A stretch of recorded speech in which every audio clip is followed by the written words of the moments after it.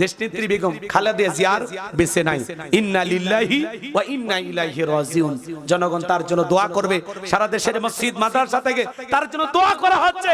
উনি যেদিন অসুস্থ হয়ে হাসপাতালে ভর্তি হয়েছেন সেদিন থেকে এই দেশের মানুষ তার জন্য দোয়া করতেছে। কথা বলেন ঠিক না? তবে আমরা শুনতে পাচ্ছি উনি নাকি মারা গেছেন। আলেমদেরকে মহব্বত করতেন, সাইদি হুজুরকে ভালোবাসতেন।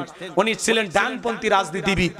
শাপলা চত্বরে যখন আলেমদেরকে সে সময়ের ফ্যাসিস্ট জালেমেরা জুলুম করা শুরু করলো, তখন তিনি বলেছেন আমার সমস্ত নেতা কর্মীদেরকে বলবো আলেমদের পাশে দাঁড়াও। উনি ইসলাম আলাদেরকে বড় ভালোবাসতেন, এজন্য ওনার জন্য একটা আলাদা মায়া আমাদের কাজ করে। কথা বলেন ঠিক না? আপনার বাবা ছিল রাষ্ট্রপতি, আপনার মা ছিল প্রধানমন্ত্রী, আপনার রক্তের রাজনীতি। আপনি এমন একটা পরিবারে জন্ম নিয়েছেন, এজন্য আপনার মা বাবা যেরকম এই দেশের কল্যাণে মুসলমানদেরকে ভালোবাসতেন, আলেমদেরকে ভালোবাসতেন, আগামীতে আপনিও আলেমদেরকে ভালোবাসবেন। রাজাও মারা যাবে, প্রজাও মারা যাবে, প্রধানমন্ত্রীও মারা যাবে, জনগণও মারা যাবে, রাস্তার ভিক্ষুকেরও বিদায় হবে, অট্টলিকায় থাকা ধনীরও বিদায় হবে। কথা বলেন?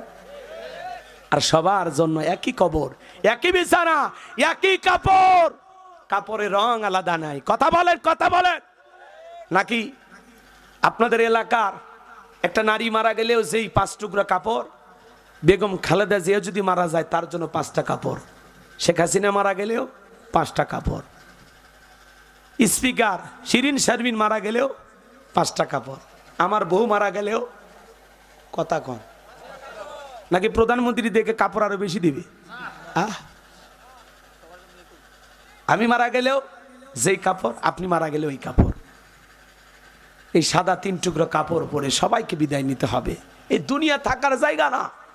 কত রাজা বাদশাহ, আমির, ওমর, এমপি, মন্ত্রী মারা গেল, কিন্তু বাজান মৃত্যুটা ভালো হওয়া লাগবে শরীফ ওসমান হাদির মতো, যাতে মানুষ আপনার জন্য কেঁদে কেঁদে দোয়া করে। কথা বলেন? এদেশের অনেক প্রধানমন্ত্রী মারা গেছে, অনেকে আলহামদুলিল্লাহ পড়ছে।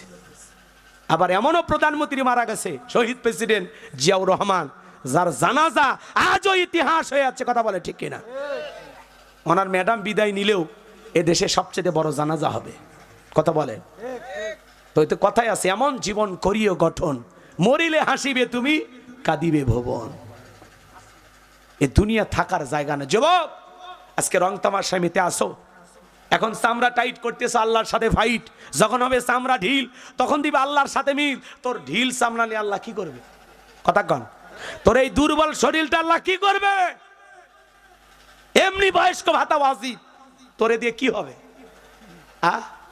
আল্লাহ তো চাইতেছে এই টাইট সময়ের ইবাদতটা, এই যৌবন কালের এই সুন্দর ইবাদতটা। কথা বলে না কেন? 70-80 বছরের মুরব্বী চাচা যদি বলে চাচা 2000 টাকা দিব পৌষ মাস মাঘ মাস, যান না পুকুর থেকে একটু গোসল করে আসেন, বলবে ভাতিজা পুকুর থেকে গোসল করে আসিয়ে 2000 টাকা নেওয়ার মতো শক্তি থাকবে তো? কিন্তু একটা যুবককে যদি বলা হয় যুবক 2000 টাকা দিব, এই মুহূর্তে পুকুর থেকে গোসল করা, বলে হুজুর কাপড় খুলছি টাকা বের করেন। কারণ যুবকের একটা পাওয়ার আছে, স্পিরিট আছে। কথা বলেন? যে দেখলে না ঝালুকাঠি জেলা এক চাচা বাজি ঝরছে 500 টাকা, পুকুরে 100টা ডুব মারবে, 61টা ডুব দিবে, যা চাচা মরিয়েই গেছে। তাহলে বোঝো মুরব্বী চাচা, চাচিমা যদি গরম পানি করে দেয়, এই শীতের দিনে ওযু আছে, নামাজ আছে। চাচিমা যদি গরম পানি না করে দেয়, চাচার ওযুও নাই, নামাজও নাই। কথা বলেন? আর যুবক এই ঠান্ডা পানি দিয়ে ওযু বানায়া মসজিদে যাবার ক্ষমতা যুবক ভাইদের আছে না? না। মুরব্বী চাচা লাঠি ধরে মসজিদে যাইতে যাইতে জামাতি শেষ, আর যুবক 1-1.5 মিনিট লাগে না মসজিদে যাইতে। কথা বলেন ঠিক না? তাহলে যুবক এই যৌবনকালে ইবাদত করতে হবে কার? হযরত আলী রাদিয়াল্লাহু তাআলা বলেন, তোমরা যৌবনের তাড়নায় গুনাহ করো, একদিন তোমাদের যৌবন থাকবে না, আমলনামায় গুনাহ ঠিকই লেখা থাকবে। কথা বলে ঠিক কিনা? চাচা আপনি মনে করছেন সব দোষ যুবকদের? না চাচা, এক সময় আপনিও যুবক ছিলেন, 25 বছর 22 বছর বয়স আপনারও ছিল। ওই সময় ওই যে সৈয়ালা নৌকা চড়ে, ওই যে আম বাগানের ওই সাইডে, ওই যে সেদিন পার্কে কারণে, ওই যে চা বাগানের, কথা কয় না কে? সাথে কে যেন ছিল চাচা?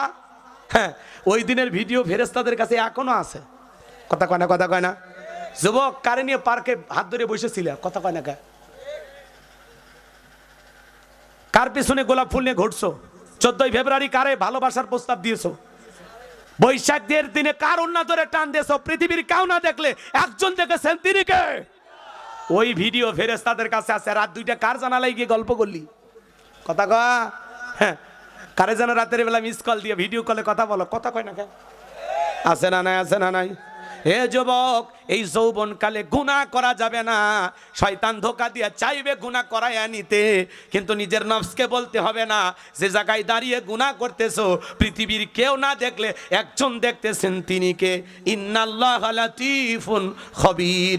গোপন প্রকাশের খবর আছে কার কাছে? জোরে বলেন, কার কাছে? এই পৃথিবীর জমিনে যৌবনের পরীক্ষা দিয়েছিলেন আল্লাহর নবী ইউসুফ আলাইহিস সালাম। জুলেখা একটা গোপন রুমের ভিতরে নিয়ে যায়া প্রত্যেকটা দরজায় তালা মারছে। কাছে যায় বলে, দিলে বলো জ্বালা রে। পাঞ্জাবিওয়ালা হুজুর তো কিছুই বোঝে না, হুজুর সবই বোঝে, নারীর ছলা কলা বোঝে না। জুলেখা কাছে আসে আর ডেকে বলে, ইউসুফ তুমি দেখতে ভারী সুন্দর। ইউসুফ আলাইহিস সালাম ডেকে বলে, জুলেখা আমাকে যে আল্লাহ সৃষ্টি করেছে সে আল্লাহকে ভয় করো। জুলেখা নিজের কাপড়গুলো ছিঁড়ে ছিঁড়ে দেবতার মুখগুলো ঢাকতেছে। ইউসুফ আলাইহিস সালাম ডেকে বলে, কাপড়ে ঢাকিলে তুমি দেবতার মুখ, কি দিয়া ঢাকিবা তুমি বিধাতার মুখ? জুলেখা কাছে আসে আর ডেকে বলে, ইউসুফ তোমার চোখ দুইটা ভারী সুন্দর। ইউসুফ আলাইহিস সালাম ডেকে বলেন, এই চোখ যে আল্লাহ সৃষ্টি করেছে সে আল্লাহকে ভয় করো। ইন্না খাফুল্লাহ, অন্তরে পয়গম্বর আল্লাহর ভয় নিয়ে ডেকে বলে, আল্লাহ জুলেখার মনের অবস্থাকে আমি বুঝতে পেরেছি। ও আল্লাহ, একমাত্র আপনি পারেন আমাকে এখান থেকে মুক্ত করার ব্যবস্থা করে দিতে। আল্লাহর পয়গম্বর ইউসুফ আলাইহিস সালাম নিজের ইজ্জত আর সম্মানকে বাঁচানোর জন্য আল্লাহকে ডেকে বলেন, আল্লাহ সামনে দৌড় মারার দায়িত্ব আমার, আর আপনার কুদরত থেকে তালা খুলে দেওয়ার দায়িত্ব আপনার। এই কথা বলে ইউসুফ আলাইহিস সালাম মারলেন দৌড়। আল্লাহর কুদরত থেকে প্রত্যেকটা দরজার তালা খুলে গেল, বলুন সুবহানাল্লাহ। এইবার শেষ দরজায় ইউসুফ আলাইহিস সালাম যখন চলে গেলেন, জুলেখা পেছন থেকে মারছে থাবা। ইউসুফ আলাইহিস সালামের জামা ছিঁড়ে গেছে। ইউসুফ নবী বলে, জামা ছিঁড়ে যায় যাক, ইজ্জত দেওয়া যাবে না। কথা আছে, যেখানে বাঘের ভয় সেখানে রাত হয়। শেষ দরজায় জুলেখা তাকায় দেখে তার স্বামী আজিজ মিসর দাঁড়ায় আছে। স্বামীকে দেখা মাত্র জুলেখা নেকা কান্নার অভিনয় শুরু করে দিল। দেখেন না, কিছু কিছু মহিলা কথা বলার আগে কান্দা দেয়, দুনিয়াতে আমার কেউ নেই, কেউ নেই, বাঁচে আসু কৃষক। কথা কর না, আছে না না এরকম মহিলা? কথাই বলা যায় না, কথালার বলার আগে কান্দে দেয়, চোখে মনে হয় পানি লাগাই থাকে, মোটর বসায় রাখছে। কথা কর না কে? যেই মহিলা যত বেশি কান্না করবে বুঝবেন ওর ভিতরে তত ভেজাল আছে।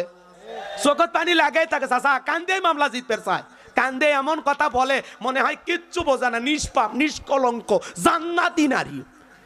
কথা বলেন না কেন? ভাজা মাছ উল্টে খাবার পারে না, আবার তলে তলে 12 টাকা সামলায়। কথা কর না কে?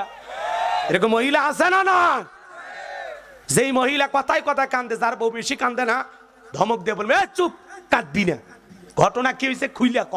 তোর কথা শুনে যদি মনে হয় কাঁদা উচিত, স্বামী স্ত্রী একসাথে জামাত করে কাঁদা হবে, তাও একা কাঁদবি না।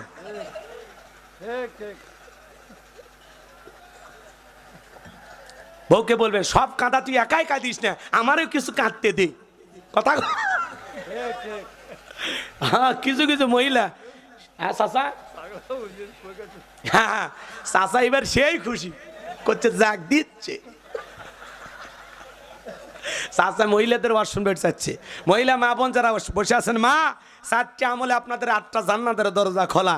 1 নাম্বার নামাজ, 2 নাম্বার রোজা, 3 নাম্বার ফরজ পর্দা, 4 নাম্বার স্বামীর খেদমত। এই 4টা আমল যদি মা বোনেরা ঠিকঠাক ভাবে করতে পারে, আরে ওই স্ত্রী তো দরকার আমাদের, যে স্ত্রী সবসময় স্বামীর সাথে হেসে কথা বলে। স্বামী যদি রাগ করে স্বামীর হাতটা ধরে বলে, যতক্ষণ না তুমি আমার ওপর খুশি না হয়েছে ততক্ষণ আমি হাত ছাড়বো না। কথা বলেন, তুমি খুশি না হওয়া পর্যন্ত আমি আজকে ঘুমাবো না, তুমি খুশি না হওয়া পর্যন্ত আমি খাবো না। এইরকম বউ দরকার।